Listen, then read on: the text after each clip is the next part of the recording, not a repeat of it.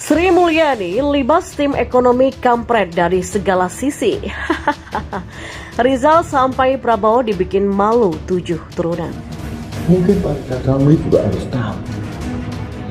Ibu Sri Mulyani Indrawati itu bukan orang yang bodoh. Ibu Sri Mulyani itu bukan ekonom ecek-ecek yang suka berkuar-kuar kosong dan jong begitu. Beliau ini pernah menjabat sebagai Direktur Pelaksana World Bank atau Bank Dunia. Bukan salah selama 6 tahun. Pernah menjabat menteri dari beberapa presiden, mulai SBY sampai dengan Pak Jokowi. Mohon maaf dengan segala hormat saya, nggak terlalu level dengan Rizal Ramli. Jadi jangan suka menyebarkan hoax, jangan suka menyebarkan fitnah, jangan suka menyebarkan narasi yang akhirnya menjadi bumerang buat Anda sendiri. Karena kan ada orang kan hari-hari ini ada yang suka bicara masalah utang.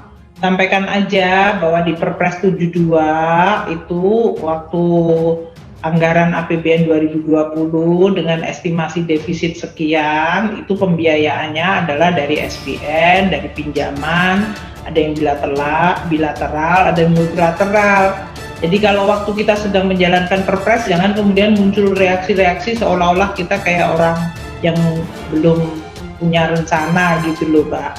Itu kan tidak etis juga itu.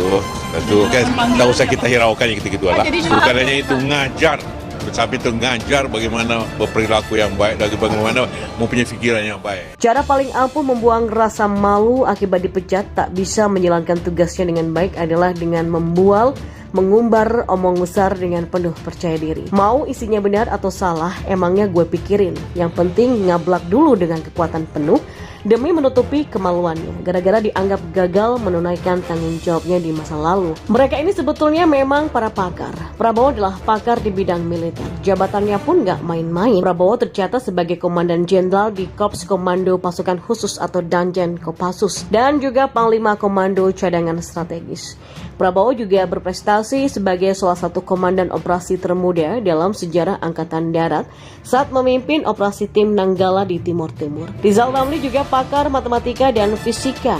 Sederet jabatan mentereng pernah disandangnya, antara lain sebagai Menteri Koordinator Bidang Kemaritiman Republik Indonesia di tahun 2015, Kepala Badan Urusan Logistik atau Bulog, Menteri Koordinator Bidang Perekonomian, serta Menteri Keuangan Indonesia di masa pemerintahan Presiden Abdurrahman Wahid atau Gus Dur, serta Ketua Umum Kamar Dagang dan Industri Indonesia atau Kadin Indonesia Tandingan 2013.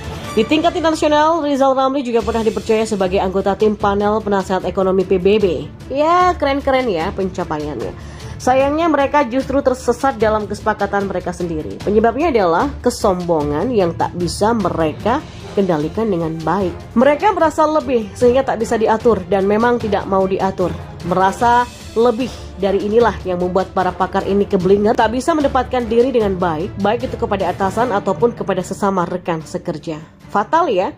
Jadi sepakar apapun kita, tanpa kemampuan membawa diri dan menguasai diri, semuanya akan sia-sia belaka. Ujung-ujungnya dipecat. Akhirnya Prabowo memang dipecat dengan sederet alasan tragis, yaitu mengabaikan sistem operasi, hierarki, dan disiplin di lingkungan militer. Prabowo juga dianggap tidak menjalankan etika profesionalisme dan tanggung jawab. Dewan Kehormatan juga menyebut Prabowo melakukan tindak pidana berupa ketidakpatuhan. Pidana lain yang dilakukan Prabowo adalah perintah merampas kemerdekaan orang lain dan penculikan. Pemecatan Prabowo bisa kita baca selengkapnya dalam surat bernomor KEP-03-8-1968-DKP yang menyingkap setidaknya 8 kesalahan Prabowo sebagai perwira yang berujung pada rekomendasi pemberhentian dari Dinas Keprajuritan. Sementara itu Rizal Ramli juga sudah terkenal dengan sikapnya yang kritis. Rizal Ramli sering melontarkan kritik pedas terhadap sesuatu yang tidak sejalan dengan pemikirannya dengan istilah kepret. Ya, kritik pedas sah-sah saja dalam sifatnya membangun dan memberikan masukan bagus untuk kepentingan bangsa.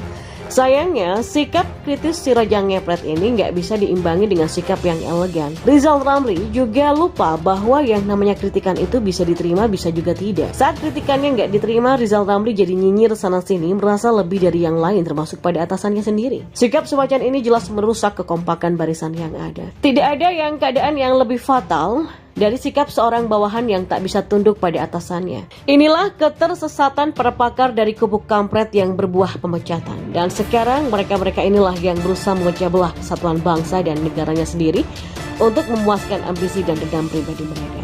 Demi itu semua, mereka rela menukar kepentingan bangsa dan negara untuk meraih kepentingan pribadi dan golongan pecatan yang bersatu untuk melampiaskan dendam sakit hati masa lalu mereka.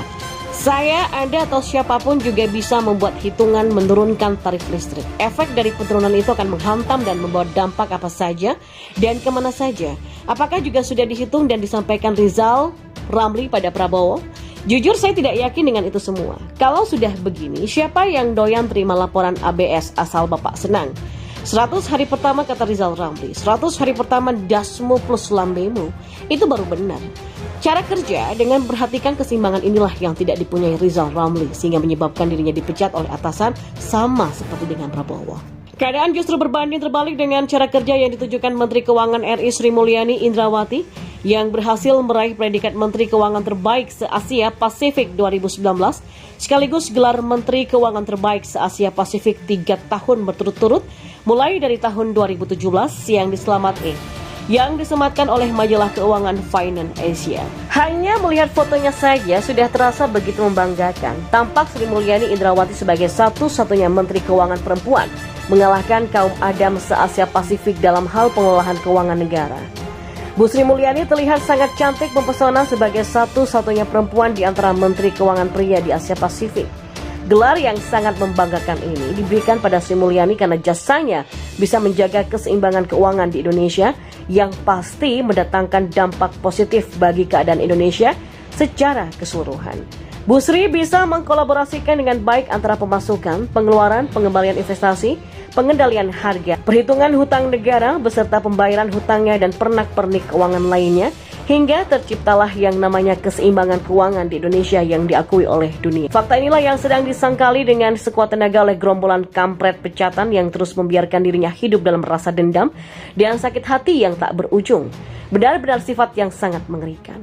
Antara Sri Mulyani dan Rizal Ramli, manakah yang kita percayai? Cuma orang sakit hati yang percaya pada Rizal Ramli. 100 hari pertama ndasmu ya Pak. Di sisi lain, sifat Bu Sri justru adem seadem wajahnya. Saat Bu Sri menjabat sebagai Menteri Keuangan di Kabinet Indonesia Bersatu zaman Presiden SBY, Bu Sri justru mengambil langkah mengundurkan diri saat ada sesuatu yang tidak sejalan dengan hati nuraninya. Tidak ada pemberontakan dalam dirinya. Tidak ada sumpah serapah keluar dari mulutnya. Tidak ada kata-kata nyinyir, keluar-keluar, ngablak sana-sini untuk membuktikan kepintarannya. Bu Sri justru menelan semua pil pahit yang diberikan bangsa ini sebagai balasan atas semua kerja kerasnya menstabilkan raca keuangan Indonesia. Bu Sri ikhlas pengabdiannya tidak diterima di negaranya sendiri. Perempuan cerdas ini akhirnya memilih menyingkir ke luar negeri, menerima pinangan dari Bank Dunia. Saya nggak kenal sama Bu Sri, tapi dari sikap yang semacam ini, saya sudah bisa menebak bahwa dalam kesehariannya, Bu Sri adalah istri yang menghargai suaminya. Bu Sri juga pasti anak yang sangat menghormati orang tuanya. Dan seperti itu jugalah penghargaan dan penghormatan yang Bu Sri tunjukkan pada Presiden Jokowi, pemimpin sekaligus orang tuanya dalam kabinet kerja. Setulus itu jugalah rasa cinta Bu Sri pada tanah airnya Indonesia. Artinya, tidak terkejut ketika Presiden Jokowi merombak kabinetnya dengan menunjuk Direktur Pelaksana Bank Dunia Sri Mulyani Indrawati sebagai Menteri Keuangan menggantikan Bambang PS Brojonegoro di tahun 2016 lalu. Presiden Jokowi ingin memperkuat perekonomian kita dengan melakukan perombakan pada beberapa pos Kementerian Ekonomi dalam Kabinet Kerja. Direktur Eksekutif Perkumpulan Prakasa Ahmad Tuhfan kala itu menjelaskan, dalam pandangannya ini tidak jauh dari alasan ingin menunjukkan betapa bagusnya tim ekonomi Indonesia. Maka dengan begitu, ada kecenderungan pemerintah dan Presiden pun ingin membangun ekspektasi dan sentimen positif. Benar saja, di periode kedua, kembali Presiden Jokowi tidak mengutak-ngatik Kementerian Keuangan. Beliau tetap mempercayakan ekonomi Indonesia di tangan Sri Mulyani. Tanggung jawab dan rasa kecintaan kepada Republik Indonesia menjadi alasan Sri Mulyani tetap berada di kursi Kementerian Keuangan. Belum lagi rasa puas Presiden Jokowi atas kinerja Menteri Keuangan di 4 kabinet, mulai dari era Presiden SBY, Yusuf Kala, SBY Budiono, dan Presiden Jokowi JK, serta saat ini Jokowi Ma'ruf Amin. Saya diminta Pak Presiden Jokowi untuk menjadi Menteri Keuangan lagi, kata Sri Mulyani yang mengenakan kemeja putih di Istana Kepresidenan Jakarta.